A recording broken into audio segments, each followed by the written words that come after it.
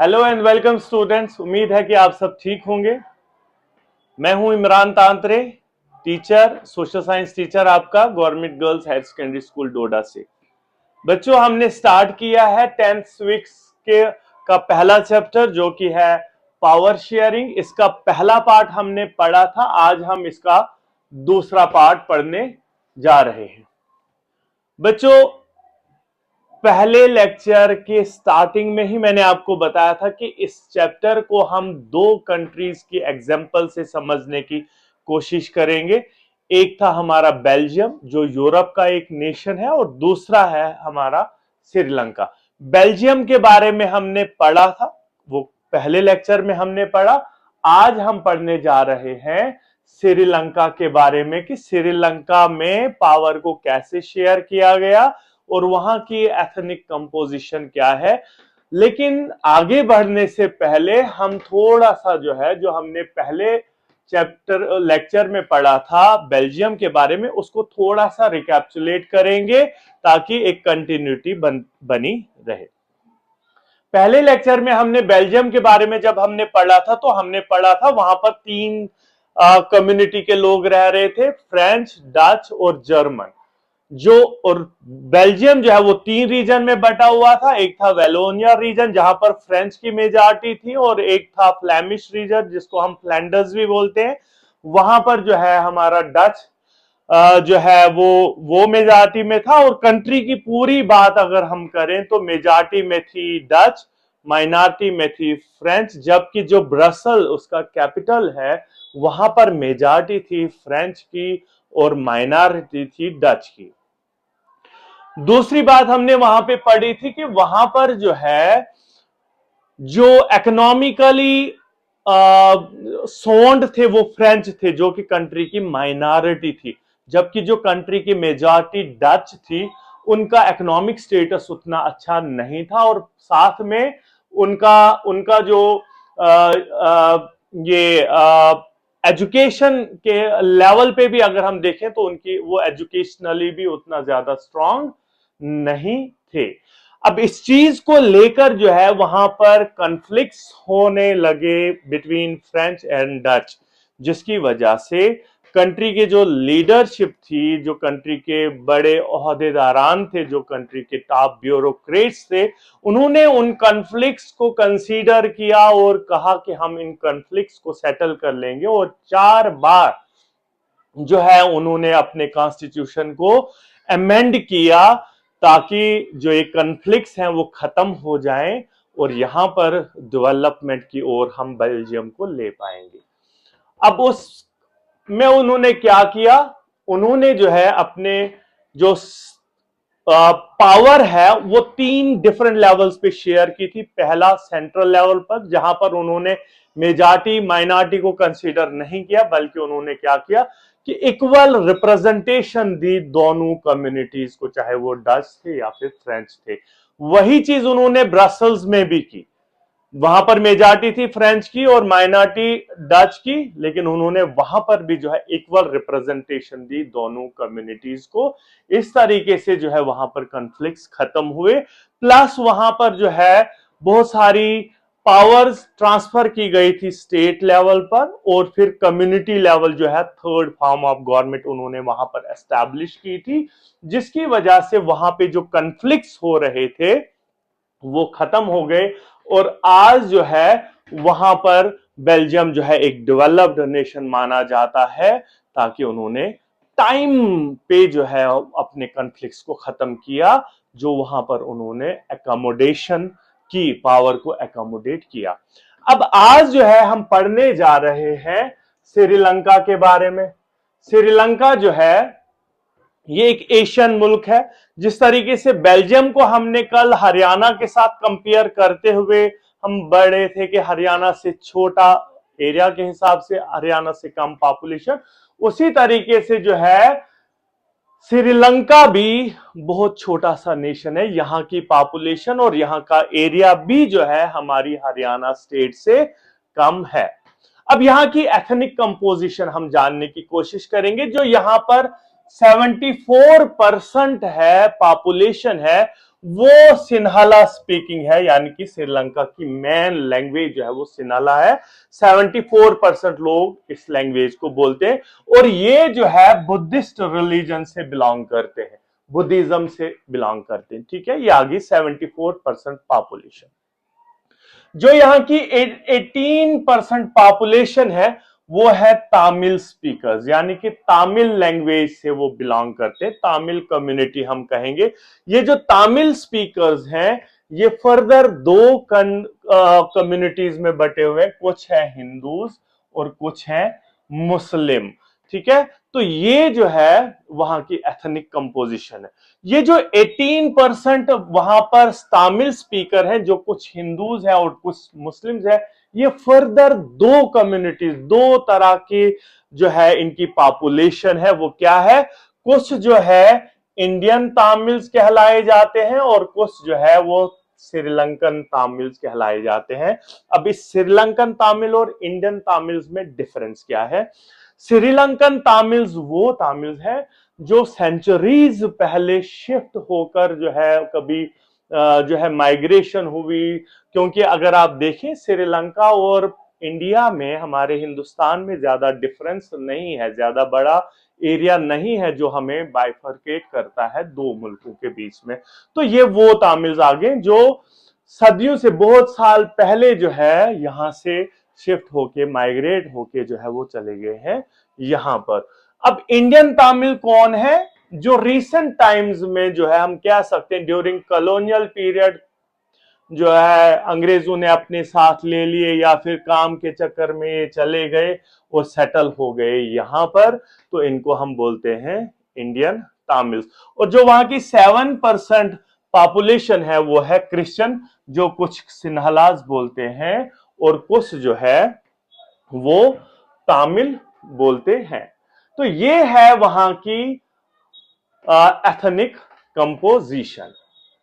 अब क्या होता है यहां पर 1945 में, 1948 में, सॉरी 1988 में क्या होता है कि श्रीलंका को आजादी मिलती है। एक चीज आप यहां पे रखें, याद रखेंगे कि जस्ट आफ्टर इंडिपेंडेंस श्रीलंका जो है एजुकेशनल सेक्टर में, एकेडोमिक सेक्टर में और हेल्थ सेक्टर में, ये तीन सेक्टर्स में श्रीलंका का दुनिया में एक नाम था। लेकिन जो ये स्टोरी आप पढ़ने जा रहे हैं इसके बाद इनका इन तीनों सेक्टर्स में काफी बुरी हालत होगी। क्यों? वो अभी हम जानेंगे यहां पर। 1948 में जब इनको आजादी मिली तो क्या होता है कि जो ये सिन्हला कम्युनिटी थी यहां पर, जो सिन्हला लीडर्स थे, उन्होंने क्या किया कि इन्होंने कहा कि हमारी पॉपुलेशन जो है वो 74% है, बाकी जो है 18% तमिल है और 7% जो है वो क्रिश्चियंस है, उसमें भी कुछ सिन्हला है और कुछ तमिल है।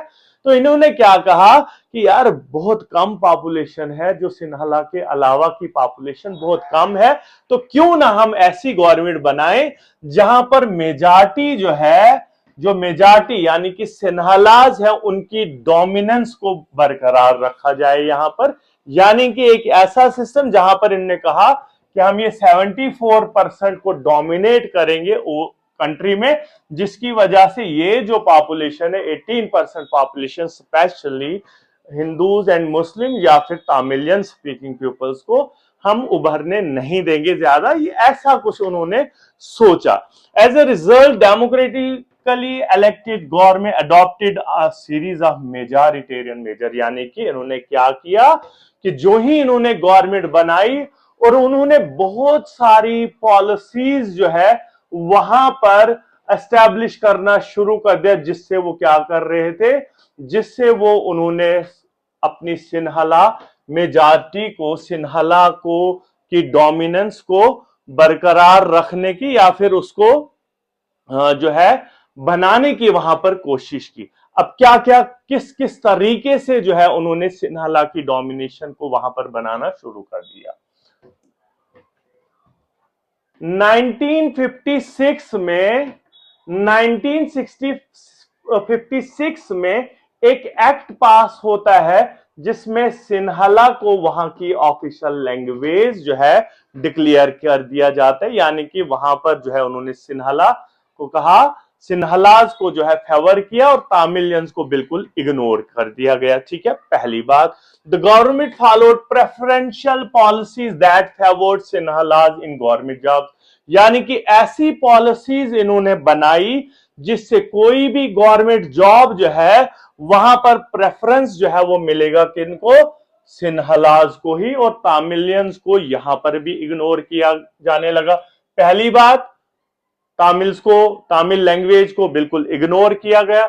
दूसरी बात, तामिलियन को जो है जॉब्स में बिल्कुल जो है इग्नोर किया गया, और यहां पर भी जो है सिन्हला सिन्हला स्पीकिंग लोगों को ही, बुद्धिस्ट लोगों को ही जो है यहां पर भी जॉब्स में भी फेवर मिलने लगा। और तीसरी बात जो है, तीसरी बात आप याद रखेंगे कि यानी कि एक new concept further held that the state shall protect and foster Buddhism only, यानी कि यहां पर भी उनने एक ऐसा लॉ बनाया कि गवर्नमेंट की रेस्पॉन्सिबिलिटी रहेगी कि वो सिर्फ प्रोटेक्ट करेगा किसको, बुद्धिज्म को, और इसी को वहां पर जो है इंप्लीमेंट कराएगा, फोस्टर कराएगा, प्रोपागेट कराएगा। यानी कि आप समझ लीजिए कि वहां की जो रिलीजन है वो ऑफिशियल रिलीजन जो है वो बुद्धिज्म को ही, यानी कि बुद्धिज्म जिसको मानने वाले कौन थे, सिन्हलीज स्पीकिंग पीपल। तो यानी कि ये तीन डिफरेंट जो है एक्ट उन्होंने कॉन्स्टिट्यूशन में, अपने कॉन्स्टिट्यूशन में पास कराए, और फिर क्या किया कि इन्होंने सोचा कि हम इस तरीके से, उन्होंने वहां पर कोशिश की सिन्हला डोमिनेशन को बनाने की। अब जब ये ऐसी ऐसी पॉलिसीज वहां पर बनने लगी तो ये जो तामिलियन लोग थे, तामिलियन पीपल्स जो थे, उन्होंने क्या किया, वो जो है थोड़ा सा आइसोलेटेड से फील करने, यानी कि अपने ही घर में उनको अपना आप कुछ पराया सा लगने लगा। क्योंकि कंट्री की बात की जाए तो सिन्हला को बनाया गया ऑफिशियल लैंग्वेज, तामिल को इग्नोर किया गया। गवर्नमेंट जो है वो सिर्फ फोस्टर करेगी, प्रोटेक्ट करेगी सिर्फ बुद्धिज्म को, तामिल हिंदू मुस्लिम रिलीजन को वहां पर भी इग्नोर किया गया। ठीक है, ऐसे मेजर्स देख के, ऐसे स्टेप्स देख के जो है ये थोड़ा सा आइसोलेटेड सा फील करने लगे। They felt that Buddhist Sinhala leader were not sensitive to their culture, उनको ये यकीन हो गया और वो ये सोचने लगे कि ये जो सिन्हला लीडर्स हैं, ये जो बुद्धिज्म के बुद्धिस्ट लोग हैं श्रीलंका के, जो मेजॉरिटी में है, वो हमारी ओर, हमारे कल्चर, हमारी लैंग्वेज, हमारे रिलीजन की ओर बिल्कुल भी सेंसिटिव नहीं है। दे felt that constitution and government policies denied them equal rights, यानी कि वो सोचने लगे, आइसोलेटेड सा फील करने लगे। क्यों? क्योंकि उनको लगा कि ये जो यहाँ का कॉन्स्टिट्यूशन है, ये जो यहाँ की गवर्नमेंट है, ये हमें इक्वल राइट्स, चाहे वो पॉलिटिकल राइट्स हैं, चाहे वो एजुकेशनल राइट्स है, कुछ कोई भी राइट्स है, वो हमें नहीं मिलने लगे। Discriminated against them in getting jobs and other opportunities and ignore their interest. तो उनको ये लगा कि हमें जो है हर जगह पे इग्नोर किया जाने लगा है। तो ये चीज जो है काफी खड़कने लगी, काफी जो है उनको जो है फ्रस्ट्रेट करने लगी, और इस फ्रस्ट्रेशन में जो है इस चीज के कुछ नेगेटिव रिजल्ट सामने आ गए। तो कुछ कॉन्सिक्वेंसेस जो है वहां पर दिखने को मिले श्रीलंका में तामिलियन की तरफ से, क्योंकि उनको जब दिखा कि हमें हर तरफ से इग्नोर किया जाने लगा, तो हमारे लिए ये जरूरी है कि हम अपने राइट्स के लिए लड़ें, हम अपने राइट्स, हम अपनी आजादी के लिए लड़े। तो उस आजादी को साथ चलाने लगे कौन, उस आजादी को चलाने के लिए, उन राइट्स की डिमांड करने के लिए, इक्वालिटी डिमांड करने के लिए जो है उन्होंने क्या किया, वहां पर बहुत सारी पॉलिटिकल, मतलब अपनी एक पॉलिटिकल पार्टी बनाई, और वो जो है डिमांड्स कुछ डाली उन्होंने वहां श्रीलंका की सिन्हला गवर्नमेंट, बुद्धिस्ट गवर्नमेंट के सामने, कि आप जो है हमें भी तामिल लैंग्वेज को भी ये एक दर्जा दे दीजिए, हमारी तमिल लैंग्वेज को भी इक्वल स्टेटस, ऑफिशियल लैंग्वेज का स्टेटस दे दीजिए, रीजनल ऑटोनॉमी दीजिए, हमें हमें ऑटोनॉमी दीजिए, हम अपने रीजन को खुद जो है वो देखेंगे, या फिर हमें अपने रीजन के लिए क्या सूटेबल है, कौन सी पॉलिसीज बनानी है, उसका इख्तियार जो है, इंटरनल पॉलिसीज बनाने का जो है हमें इख्तियार दिया जाए। इक्वल अपॉर्चुनिटीज, हमें जॉब्स में जो है इक्वल अपॉर्चुनिटी दी जाए। अगर सिन्हलाज को जॉब मिल रही है तो हमें भी मिलनी चाहिए, अगर उनको एक अच्छी एजुकेशन मिल रही है तो हमें भी मिलनी चाहिए। और bye 1980s several political organizations were formed demanding an independent Tamil alum state in north and eastern part of the Sri Lanka. और 1980s तक, क्योंकि इन डिमांड्स पर जो है सिन्हला गवर्नमेंट ने ज्यादा डिमांड नहीं दी, उसका रीजन जो है वो सिर्फ ये है कि पॉपुलेशन गैप, 74% पॉपुलेशन थी सिन्हलाज की और 18%, जस्ट 18% जो है पॉपुलेशन थी तामिल्स की। तो उनने कहा कि हम इस 18% पॉपुलेशन को इजीली क्रश कर सकते, इसलिए उन्होंने इन डिमांड्स पे जो है ज्यादा ध्यान नहीं दी। इसमें जो है आप ये चीज नोटिस करेंगे कि इन्होंने जो है इंडिपेंडेंट स्टेट की डिमांड की सिर्फ northern and eastern parts of Sri Lanka में, क्योंकि ये मैं थोड़ा सा आपको बताऊंगा कि क्यों इस पे ही ज्यादा, जो इसी रीजन पे जो है ज्यादा ध्यान दिया जाने लगा।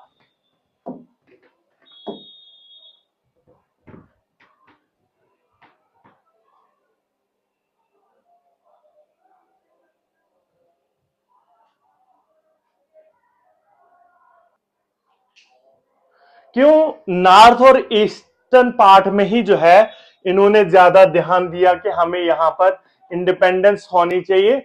ये जो आपको बच्चों ग्रीन में एरिया दिख रहा है, ये वो एरिया है जो तमिल डोमिनेटेड एरिया है। ग्रीन में जितना भी एरिया दिख रहा है, ये आ गया इसका नॉर्दर्न साइड, ये आ गया इसकी ईस्टर्न साइड, ठीक है, ये साउथ और ये वेस्ट, ये चार साइड्स हैं इसकी। नॉर्थ में आप देख रहे हैं कि ये सारा का सारा डोमिनेटेड है तामिल्स के साथ। ग्रीन वाला पोर्शन जो है ये सारा तामिल को रिप्रेजेंट कर रहा है, ये वाला पोर्शन आप देख रहे हैं और यहां पे थोड़ा सा देख रहे हैं। तो इन ही रीजन्स में इन्होंने ऑटोनॉमी को जो है डिमांड किया। क्यों? क्योंकि इन्हीं बाकी में जो है डोमिनेशन भी, और बाकी सारा जो है आप देख रहे हैं कि ये येलो रीजन जो है ये सिन्हलाज को रिप्रेजेंट कर रहा है, सिन्हला रीजन को रिप्रेजेंट कर रहा है। दैट इज वाई इन्होंने सिर्फ इसी रीजन में ऑटोनॉमी डिमांड की। अब क्या है कि इन डिमांड्स को इन्होंने टोटल इग्नोर किया, जो मैंने अभी आपको बताया, क्योंकि वो सोच रहे थे 18% पॉपुलेशन को टैकल करना ज्यादा मुश्किल नहीं है। और जब इनकी ये जो डिमांड्स को टोटली इग्नोर किया जाने लगा, तो इससे जो है डिस्ट्रस्ट एक क्रिएट हो गया, पैदा हो गया बिटवीन सिन्हला और तामिलियंस के बीच में, जो सिंस इंडिपेंडेंस ही चल रहा है। लेकिन इससे जो है एक उम्मीद थी अभी इनको तामिलियंस को कि हम डिमांड करेंगे, आखिर हम भी इसी मुल्क के रहने वाले हैं, हम भी श्रीलंका के ही हैं। तो इनको एक उम्मीद थी कि अगर हम डिमांड करेंगे तो शायद हमारी डिमांड्स को पूरा किया जा सकता है। लेकिन जब उन्होंने बिल्कुल इनकी डिमांड्स को इग्नोर किया तो एक डिस्ट्रस्ट सा पैदा हुआ और दोनों कम्युनिटीज के बीच में वहां पर काफी ज्यादा जो है हम कहेंगे सिविल वार हो गया। और जिसमें सिविल वार में अगर हम देखें थाउजेंड्स ऑफ किलिंग हुई, किलिंग बोथ साइड हुई, सिन्हलाज के भी वहां पर डेथ हुई और वहां पर तामिलियंस की भी डेथ हुई। Loss of property both side, reduction in economy, ये मैंने स्टार्टिंग में ही बताया था कि इकोनॉमिक सेक्टर में काफी ऊपर था, काफी टॉप लेवल नेशंस में काउंट होता था। तो यहाँ की इकोनॉमी भी जो है खत्म हुई और disturbance in social and cultural life भी जो है वहां पर हुई, यानी कि सोशल और कल्चरल लाइफ वहां की टोटल डिस्टर्ब हो गई। तो बच्चों यहां से हमें पता चल रहा है कि क्यों यहाँ पे ऐसा हुआ। अगर हम दोनों कंट्रीज को कंपेयर करें, बेल्जियम में कॉन्फ्लिक्ट्स को सॉल्व करने की कोशिश की गई, जिसके लिए उन्होंने कॉन्स्टिट्यूशन में पावर को जो है इक्वली डिस्ट्रीब्यूट किया, और वहां पर जब इक्वली डिस्ट्रीब्यूट हुआ तो हम कह सकते हैं कि वहां पर आज पीस है, डेवलपमेंट है। वेयर एज अगर हम देखें श्रीलंका में उस फार्मूला को नहीं अपनाया गया, यहां पर पावर को इक्वली शेयर नहीं किया गया, बल्कि यहां पर जो मेजॉरिटी कम्युनिटी है उसको फेवर किया गया, जिसकी वजह से यहां पर जो कम्युनिटी माइनॉरिटी में थी वो नाराज हो गई और अपनी ही गवर्नमेंट के खिलाफ, अपने ही जो है कंट्री के लोगों के खिलाफ उन्होंने एक वार छेड़ दी, जिसका रिजल्ट हमें देखना पड़ा कि श्रीलंका में सिविल वार हो गया, और सिविल वार में जो है नुकसान हो गया दोनों कम्युनिटीज का। और ये फर्क रहा पावर को एकोमोडेट करना और पावर को मेजॉरिटेरियन के हाथ में देना। इससे जो है हमारा ये सेकंड लेक्चर भी खत्म होता है। नेक्स्ट लेक्चर में हम टाइप्स ऑफ पावर शेयरिंग को पर कंसंट्रेट करने की कोशिश करेंगे। तब तक के लिए शुक्रिया।